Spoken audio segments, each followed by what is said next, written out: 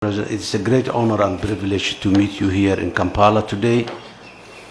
My President, I'm very much grateful for your government and the people of Uganda for the warm welcome and hospitality accorded to me and to my delegation.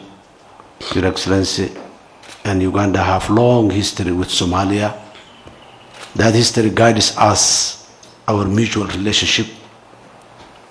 And we are grateful for Uganda's support in the fight against the global terrorism in Somalia. The terrorism in Somalia is not Somali. They don't have a Somali agenda, but they are global, and they have a global agenda. They wanted to rule the world from Somalia, which is impossible. Your Excellency, the UPDF, as part of the ATMIS mission, is undertaking courageous activities and operations alongside the Somali security forces. My administration is preparing to challenge with a new offensive to Al-Shabaab to defeat Al-Shabaab in the remaining territories they hold and the main supply routes that they disturb along the new military effort we are planning right now. We will also be fighting Al-Shabaab ideologically. That ideological front is in two parts. One is the spiritual, the religion.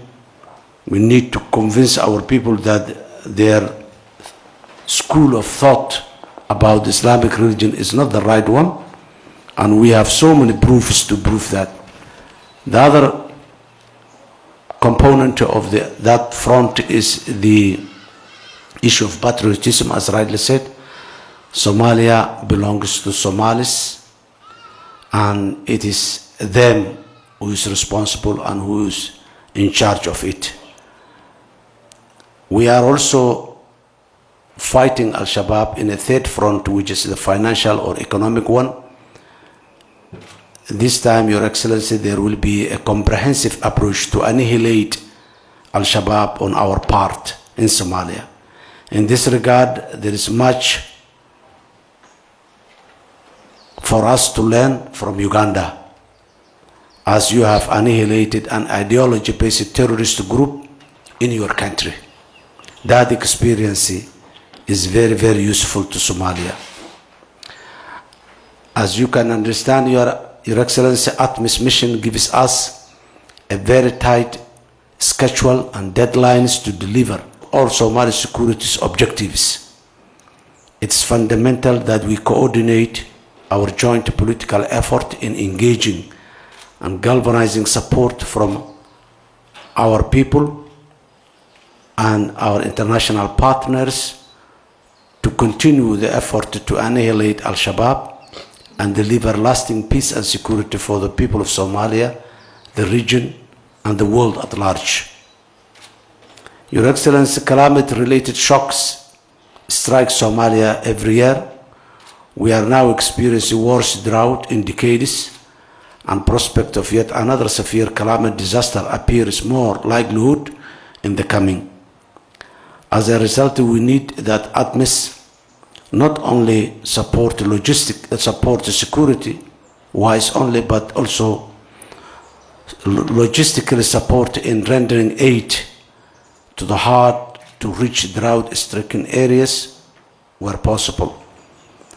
Somalia seeks to strengthen economic relations with Uganda, and through trade between our two countries.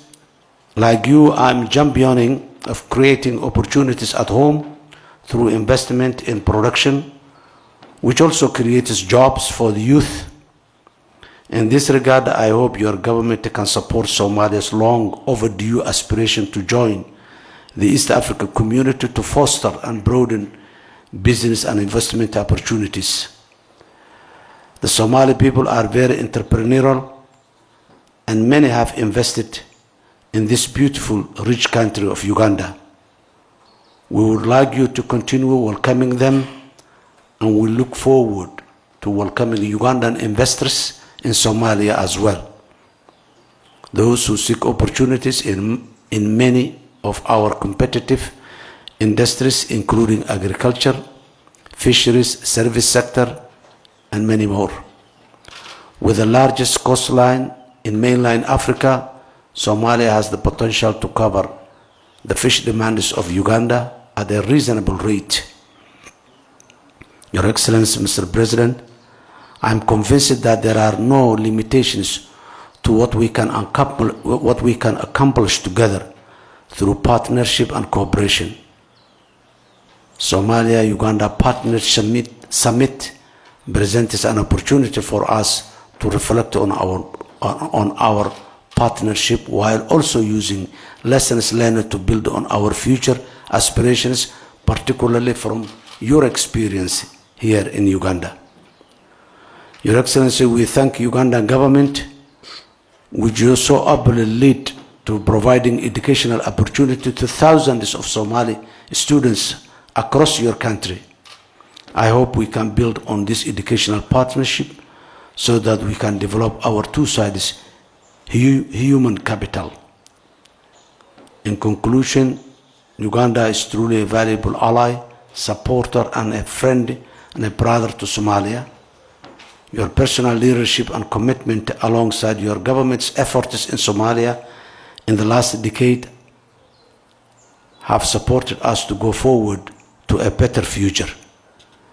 Your Excellency, on line of that, I would like to invite you to visit us so that you can share your rich experience in lifetime. And I'm again and again very much grateful for what Uganda did for Somalia in more than a decade now. And our mutual relationship has flourished based on that sacrifice that Ugandans did for Somalia, with the only interest you had to see Somalia and Somalis in a peaceful life. I thank you, Your Excellency. Thank you. ودونا سومالي سودانيس هوسبيتال داريال دوين إيا دقاتيرتي خبرات لهايد إيه دبدا لو آذي جري برتلمامات كسومالي سودانيس وابد قبك بلشدين.